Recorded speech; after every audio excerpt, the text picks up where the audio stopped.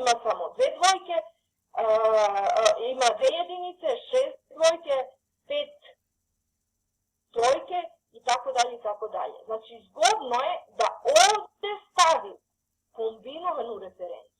Zbog čega sam ovdje stavila kombinovanu referencu G5?